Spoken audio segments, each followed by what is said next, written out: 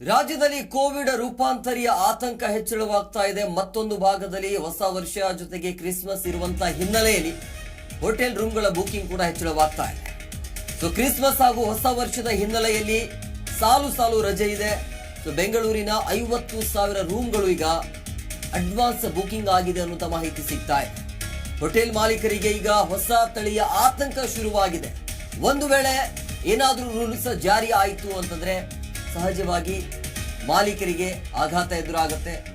So ಹಾಗಾಗಿ ಈ Covid ವಿಚಾರವೇ ಬೇರೆ ರಾಜ್ಯಗಳಲ್ಲಿ ಅಂದ್ರೆ ಕೇರಳ ಭಾಗದಲ್ಲಿ ಅತಿ ಹೆಚ್ಚು ಕೋವಿಡ್ ಸಂಖ್ಯೆಗಳು ಕೂಡ ಹೆಚ್ಚಳವಾಗ್ತಾ ಇದೆ. ಈ ರೂಪಾಂತರಿ JN1 ಆತಂಕ ಇರುವಂತಹ ಹಿನ್ನೆಲೆಯಲ್ಲಿ ನಮ್ಮ ರಾಜ್ಯದಲ್ಲಿ ಮುಂಜಾಗ್ರತಾ ಕ್ರಮವಾಗಿ ಈಗಾಗಲೇ ಈ ಒಂದು ಕೋವಿಡ್ಗೆ ಈ ರೂಪಾಂತರಿಗೆ 2 ಬಲಿಯಾಗಿದೆ. ಹಾಗಾಗಿ ಮುಂಜಾಗ್ರತಾ ಕ್ರಮವಾಗಿ ಏನೆಲ್ಲ ಕ್ರಮವನ್ನು ಕೈಗೊಳ್ಳಬೇಕು ಅನ್ನೋದ್ರ ಬಗ್ಗೆ ಇವತ್ತಿನ ಸಭೆಯಲ್ಲಿ ನಿರ್ಧಾರ ಮಾಡಲಾಗುತ್ತೆ. ಮೊನ್ನೆ ಕೂಡ ಆರೋಗ್ಯ ಸಚಿವ ದಿನೇಶ್ ಗುಂಡೂರಾವ್ ಅವರ ನೇತೃತ್ವದಲ್ಲಿ ಕೂಡ ಸಭೆ ಮಾಡಲಾಗಿತ್ತು. ಸೊ ಇವತ್ತು CM ಸಿದ್ದರಾಮಯ್ಯ ಅವರ ನೇತೃತ್ವದಲ್ಲಿ ಸಭೆ ಆಗತ್ತೆ. ಮತ್ತೊಮ್ಮೆ ರಾಜ್ಯದಲ್ಲಿ ಕೊರೋನಾ ರೂಪಾಂತರಿ JN1 ಆತಂಕ ಇರುವಂತಹ ಹಿನ್ನೆಲೆಯಲ್ಲಿ ಇದರ ಜೊತೆಗೆ ಬೆಂಗಳೂರಿನ ಹೋಟೆಲ್ ರೂಮ್ ಏನಿದಾವಲ್ಲ ಬುಕಿಂಗ್ ಕೂಡ ಹೆಚ್ಚಳವಾಗ್ತಾ ಇದೆ.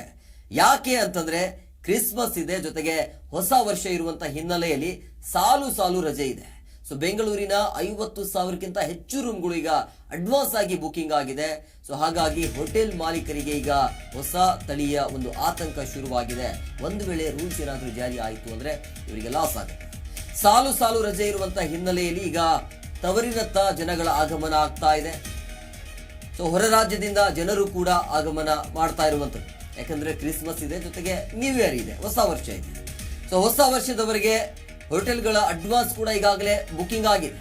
ಹೊಸ ವರ್ಷ ಮತ್ತೆ ಕ್ರಿಸ್ಮಸ್ಗೆ ಇನ್ನು ಹೊಸ ವರ್ಷಕ್ಕೆ ಒಂದು 10 ದಿನ ಬಾಕಿ ಇದೆ. ಹೋಟೆಲ್ ಮಾಲೀಕರಿಗೆ ಈಗ ಸಹಜವಾಗಿ ಈ ಹೊಸ ತಳಿಯ ಆತಂಕ ಶುರುವಾಗಿರುವಂಥದ್ದು. ಇವತ್ತು ಬಹಳ ಮಹತ್ವವನ್ನ ಪಡೆದುಕೊಳ್ತಾ ಇದೆ ಈ ಒಂದು ಸಭೆ. ಕೋವಿಡ್ ವಿಚಾರವಾಗಿ ಸಭೆಯನ್ನು ಮಾಡೋದಕ್ಕೆ ಮುಂದಾಗಿರುವಂಥದ್ದು. ದಿನೇಶ್ ಗುಂಡೂರಾವ್ ಜೊತೆಗೆ CM ಸಿದ್ದರಾಮಯ್ಯ ಅವರ ನೇತೃತ್ವದಲ್ಲಿ ಸಭೆ ಆಗತ್ತೆ. ಈಗಾಗಲೇ ರಾಜ್ಯದಲ್ಲಿ 92ಕ್ಕಿಂತ ಹೆಚ್ಚು ಈ ಹೊಸ ತಳಿಯ ಕೇಸಸ್ಗಳು ಕೂಡ ಜಾಸ್ತಿ ಆಗ್ತಾ ಇದೆ. ಹಾಗಾಗಿ ಜನ ಭಯಭೀತರಾಗಿದ್ದಾರೆ, ಆತಂಕದಲ್ಲಿದ್ದಾರೆ.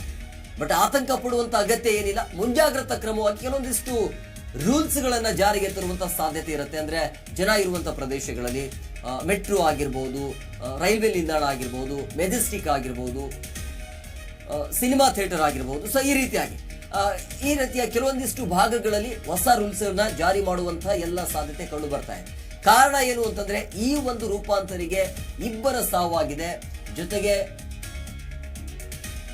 ಸಂಖ್ಯೆಗಳು ಕೂಡ ಹೆಚ್ಚಳವಾಗ್ತಾ ಇದೆ. ಕೋವಿಡ್ ಸಂಖ್ಯೆ ಈಗಾಗಲೇ ಹುಬ್ಬಳ್ಳಿಯಲ್ಲಿ ಈಗಾಗಲೇ ಬೆಡ್ಗಳ ವ್ಯವಸ್ಥೆ ಕೂಡ ಮಾಡಲಾಗಿದೆ ಮುಂಜಾಗ್ರತಾ ಕ್ರಮವಾಗಿ. ಬಟ್ ಸದ್ಯಕ್ಕಂತೂ ಆತಂಕ ಪಡುವಂತ ಅಗತ್ಯವಿಲ್ಲ. ಆದ್ರೆ ಒಂದು ವೇಳೆ ಈ ಹೊಸ ವರ್ಷ ಮತ್ತೆ ಕ್ರಿಸ್ಮಸ್ ಬರುವಂತ ಹಿನ್ನೆಲೆಯಲ್ಲಿ ಬೇರೆ ಬೇರೆ ದೇಶಗಳಿಂದ ಬೇರೆ ಬೇರೆ ರಾಜ್ಯಗಳಿಂದ ಜನರ ಆಗಮನ ಆಗ್ತಾ ಇದೆ. ಸೊ ಹಾಗಾಗಿ ಕಟ್ಟೆಚ್ಚರವನ್ನು ವಹಿಸಬೇಕಾಗತ್ತೆ.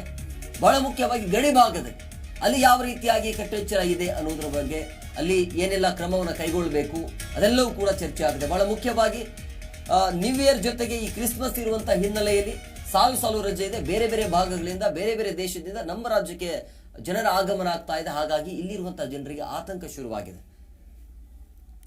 ಈ ಬಗ್ಗೆ ಮತ್ತಷ್ಟು ಮಾಹಿತಿ ನೀಡ್ತಾರೆ ನಮ್ಮ ಪ್ರತಿನಿಧಿ ಮಂಜುನಾಥ್ ಫೋನ್ ಸಂಪರ್ಕದಲ್ಲಿದ್ದಾರೆ. ಮಂಜುನಾಥ್, ಈಗ ಹೊಸ ವರ್ಷ ಹಾಗೂ ಕ್ರಿಸ್ಮಸ್ ಇರುವಂತಹ ಹಿನ್ನೆಲೆಯಲ್ಲಿ ಜನರ ಆಗಮನ ಆಗ್ತಾ ಇದೆ. ಮತ್ತೊಂದು ಭಾಗದಲ್ಲಿ ಬುಕಿಂಗ್ ಕೂಡ ಆಗಿದೆ, ರೂಮ್ಗಳ ಬುಕಿಂಗ್ ಆಗಿದೆ. ಒಂದು ವೇಳೆ ಏನಾದರೂ ಇವತ್ತಿನ ಸಭೆಯಲ್ಲಿ ರೂಲ್ಸ್ ಏನಾದರೂ ಜಾರಿ ಆಯಿತು ಅಂತಂದ್ರೆ ದೊಡ್ಡ ಮಟ್ಟದಲ್ಲಿ ಆ ಮಾಲೀಕರಿಗೆ ಹೊಡೆತ ಬೀಳುತ್ತೆ.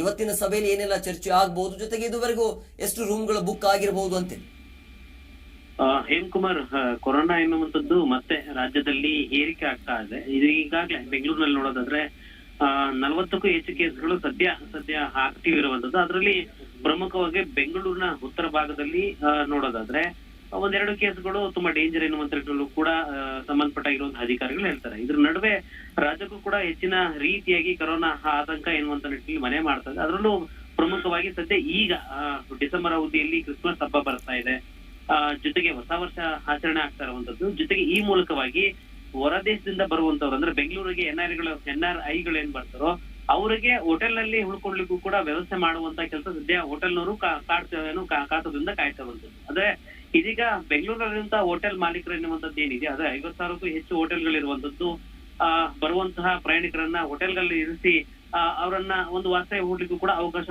ಕೊಡುವಂತ ಕೆಲಸ ಕೂಡ ಆಗತ್ತೆ. ಆದ್ರೆ ಇದೀಗ ಮತ್ತೊಂದು ತಲೆನೋವು ಹೋಟೆಲ್ ಮಾಲೀಕರಿಗೆ ಎದುರಾಗ್ತಾ ಇದೆ. NRI ಗಳನ್ನ ತಂದು ನಾವು ಹೋಟೆಲ್ ನಲ್ಲಿ ಇಟ್ಕೊಂಡಿದ್ದೆ ಆದ್ರೆ ಸರ್ಕಾರ ಏನೆಲ್ಲ ನಿರ್ಣಯ ತಗೋಬಹುದು, ಏನಾದ್ರೂ ಬರುವಂತಹ ಪ್ರಯಾಣಿಕರನ್ನ ತಡೆ ಹಿಡುವಂತಹ ಕೆಲಸ ಹಾಕ್ಬೋದಾ, ಈ ರೀತಿಯಾದ ತಲೆನೋವುಗಳು ಸೇರಿದಂತೆ ಸಾಕಷ್ಟು ರೀತಿಯಾದಂತ ತೊಂದರೆ ಸದ್ಯ ಅಪ್ಕಮಿಂಗ್ ಕೊರೋನಾ ಏರಿಕೆ ಅನ್ನುವಂಥದ್ದು ಏನಾದ್ರೂ ಆದ್ರೆ ಸಾಕಷ್ಟು ತೊಂದರೆ ಆಗತ್ತೆ ಅನ್ನುವಂಥದ್ದು ಕೂಡ ಸದ್ಯ ಇದೀಗ ಮನಗೊಳ್ತಾ ಇರುವಂತದ್ದು. ಈ ಮೂಲಕವಾಗಿ ಹೋಟೆಲ್ ಮಾಲೀಕರಿಗೆ ಈ ರೀತಿಯಾದ ಒಂದು ತಲೆನೋವು ಶುರುವಾಗಿತ್ತು. ಒಂದ್ ಕಡೆ ಬಿಸ್ನೆಸ್ ಆಗತ್ತಲ್ಲಪ್ಪ, ಏನು ಮಂತ್ ಎಂಡ್ ಬರ್ತಾ ಇದೆ, ಇಯರ್ ಎಂಡ್ ಬರ್ತಾ ಇದೆ, ಈ ಮೂಲಕವಾಗಿ ಬಿಸ್ನೆಸ್ ರೂಪದಲ್ಲಿ ಸಾಕಷ್ಟು ಆಸೆಯನ್ನ ವ್ಯಕ್ತಪಡಿಸುವಂತ ಹೋಟೆಲ್ ಮಾಲೀಕರಿಗೆ ಈ ರೀತಿಯಾದಂತ ಒಂದು ತಲೆನೋವು ಶುರುವಾದ್ರೆ ಸರ್ಕಾರ ಏನಾದ್ರೂ ಉನ್ನತ ಮಟ್ಟದ ಕ್ರಮ ತೆಗೆದುಕೊಂಡ್ರೆ ಸೇರಿದಂತೆ ಹೋಟೆಲ್ಗಳಲ್ಲಿ ಇರ್ಸ್ಲಿಕ್ಕೆ ಅವಕಾಶ ಮಾಡಿಕೊಡಬಾರ್ದು ಎನ್ನುವಂತ ನಿಟ್ಟಿನಲ್ಲಿ ಏನಾದ್ರು ಈ ರೀತಿಯಾದಂತ ಒಂದು ಕ್ರಮಕ್ಕೆ ಮುಂದಾದ್ರೆ ಒಂದ್ ಕಡೆ ಆಶಾಭಾವನೆಯನ್ನ ವ್ಯಕ್ತಪಡಿಸುವಂತ ಹೋಟೆಲ್ ಮಾಲೀಕರಿಗೆ ಲಾಭದ ರೂಪದಲ್ಲಿ ಒಂದು ಆಸೆ ಇಟ್ಕೊಂಡಿರ್ತಾರೆ. ಆ ಲಾಭಕ್ಕೂ ಕೂಡ ತರುವಂತದ್ದು. ಒಂದು ವೇಳೆ ಬಂದು NRI ಯಾರನ್ನು ಸ್ಟೇ ಆಗಿದ್ರೆ ಸ್ಟೇ ಆಗುವಂತ ಸಂದರ್ಭದಲ್ಲಿ ಯಾವ ಹೋಟೆಲ್ ನಲ್ಲಿ ಇರ್ಕೊಂಡಿದ್ರೆ ಎನ್ನುವಂತ ಅದಕ್ಕೂ ಒಂದು ರೀತಿಯಾದಂತ ನೋಟಿಸ್ ಕೂಡ BBMP ಆರೋಗ್ಯ ಅಧಿಕಾರಿಗಳು ನೀಡುವಂತ ಸಾಧ್ಯತೆ ಇರೋ ಕಾರಣದಿಂದಾಗಿ ಒಂದಲ್ಲ 2-3 ರೀತಿಯಾದಂತಹ ತಲೆನೋವು ಇದೀಗ ಈ ಒಂದು ಹೋಟೆಲ್ ಮಾಲೀಕರು ಕೂಡ ಎದುರಾಗ್ತಿರುವಂತದ್ದು. ಮಂಜುನಾಥ್, ಈಗ ಈ ಕೊರೋನಾ ರೂಪಾಂತರಿ ಏನಿದೆಯಲ್ಲ, ಆತಂಕ ಶುರುವಾಗ್ತಾ ಇರುವಂತ ಹಿನ್ನೆಲೆಯಲ್ಲಿ ಸೊ ಈ ಕೇಸ್ಗಳನ್ನ ನೋಡಿ ಹೋಟೆಲ್ ಮಾಲೀಕರು ಏನಾದ್ರು ಅವರ ಬೇಡಿಕೆ ಏನಾದ್ರು ಇದೆಯಾ? ಹೇಮಕುಮಾರ್, ಖಂಡಿತವಾಗಿ. ಯಾಕಂತಂದ್ರೆ ಇಯರ್ ಎಂಡ್ ಜೊತೆಗೆ ಕ್ರಿಸ್ಮಸ್ ಹಬ್ಬ ಬಂತು ಅಂತಂದ್ರೆ ವಿದೇಶಗಳಲ್ಲಿ ಒಂದು ಸ್ಟೇ ಆಗಿರುವಂತಹ ಜೊತೆಗೆ ಅಲ್ಲಿ ಕೆಲಸ ಕಾರ್ಯಗಳನ್ನ ಮಾಡ್ಕೊಂಡು ನಮ್ಮ ಬೆಂಗಳೂರಿಗೂ ಬರ್ಬೇಕು, ನಮ್ಮ ಮೂಲ ಜಾಗಕ್ಕೂ ಬರ್ಬೇಕು ಎನ್ನುವಂತ ನಿಟ್ಟಿನಲ್ಲಿ ಒಂದು ಆಶಯವನ್ನ ಇಟ್ಕೊಂಡಿರ್ತಾರೆ. ಅದೇ ರೀತಿಯಾಗಿ ಹೋಟೆಲ್ಗಳಲ್ಲೂ ಬಂದು ಸ್ಟೇ ಆಗುವಂತದ್ದು ಕೂಡ ಇರುತ್ತೆ. ಆ ಹೋಟೆಲ್ ನಲ್ಲಿ ಬಂದು ಸ್ಟೇ ಆಗೋದೊಂದು ಒಂದು ಪ್ರಕ್ರಿಯೆ ಆದ್ರೆ ಈ ಹೋಟೆಲ್ ನಲ್ಲಿ ಒಂದಷ್ಟು ಲಾಭ ಬರುತ್ತಲ್ಲಪ್ಪ ಎನ್ನುವಂತ 50,000ಕ್ಕೂ ಹೆಚ್ಚು ಹೋಟೆಲ್ಗಳೇ ಇರ್ತವೋ ಅವರು ಈ ಕರೋನಾ ಒಂದು ಅಟ್ಟಹಾಸಕ್ಕೆ ಬಲಿ ಆಗ್ತಾರ ಎನ್ನುವಂತ ನಿಟ್ಟಿನಲ್ಲೂ ಕೂಡ ಒಂದಷ್ಟು ಒಂದು ಭೀತಿಗೊಳಗಾಗ್ತಿರುವಂತದ್ದು. ಈ ಮೂಲಕವಾಗಿ ಸರ್ಕಾರಕ್ಕೂ ಕೂಡ ಇವರಿಂದ ಒಂದು ಮನವಿ ಸಲ್ಲಿಸುವಂತ ಸಾಧ್ಯತೆಯೂ ಕೂಡ ಇದೆ. ಯಾಕಂತ ಹೇಳಿದ್ರೆ ಇದೇ ಒಂದು ಅವಧಿಯಲ್ಲಿ ನಮಗೆ ಲಾಭ ಎನ್ನುವಂಥದ್ದು ಆಗ್ತದೆ. ಈಗ ಕರೋನಾ ಮತ್ತೆ ಏರಿಕೆ ಆಗ್ತಿರುವಂತ ಸಂದರ್ಭದಲ್ಲಿ ಮತ್ತೆ ಕ್ವಾರಂಟೈನು ಸೇರಿದಂತೆ ಹೋಟೆಲ್ಗಳು ಬಂದ್ ಮಾಡ್ತಿದ್ರೆ ತೊಂದರೆ ಆಗತ್ತೆ ಎನ್ನುವಂತ ಕೂಡ ಇರೋ ಕಾಣಿಸ್ತದೆ. ಸರ್ಕಾರಕ್ಕೂ ಕೂಡ ಒಂದು ಮನವಿಯನ್ನ ಕೊಡುವಂತ ಸಾಧ್ಯತೆ ಇದೆ. ಥ್ಯಾಂಕ್ ಯು ಮಂಜುನಾಥ್, ನಿಮ್ಮೆಲ್ಲ ಡೀಟೇಲ್ಸ್ಗಾಗಿ.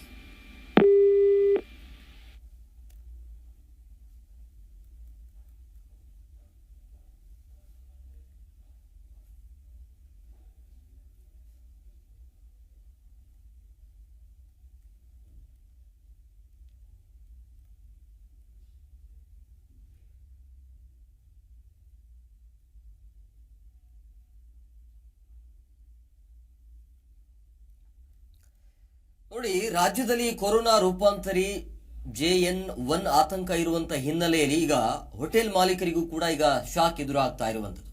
ಹೊಸ ವರ್ಷ ಇದೆ, ಕ್ರಿಸ್ಮಸ್ ಇದೆ, ಇದೇ ಟೈಮಲ್ಲಿ ಅವರ ಒಂದು ಬಿಸ್ನೆಸ್ ಕೂಡ ಇರುತ್ತೆ. ಆದರೆ ಇವತ್ತಿನ ಸಭೆಯಲ್ಲಿ ಏನಾದರೂ ಒಂದು ರೂಲ್ಸ್ ಬಗ್ಗೆ ಏನಾದರೂ ಜಾರಿ ಆಯಿತು ಅಂತಂದ್ರೆ ಅವರಿಗೆ ಆಘಾತ ಎದುರಾಗತ್ತೆ.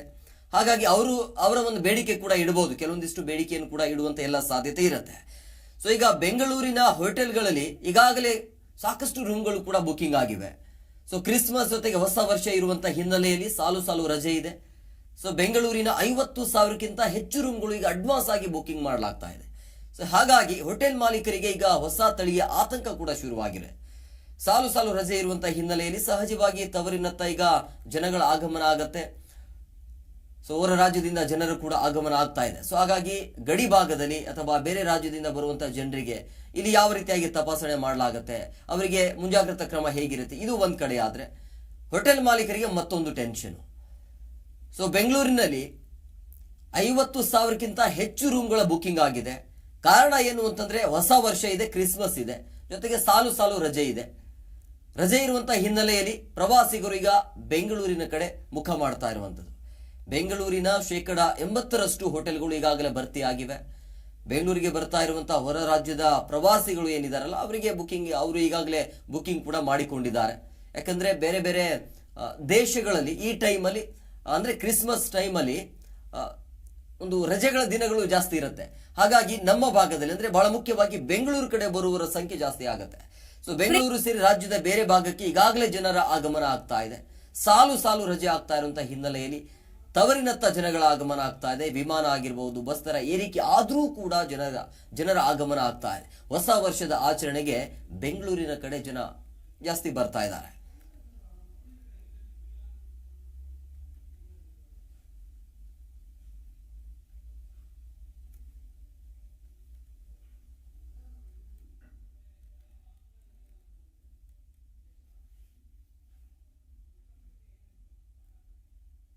ಪ್ರತಿಕ್ಷಣದ ಸುದ್ದಿಗಾಗಿ Zee Kannada news app download ಮಾಡಿ.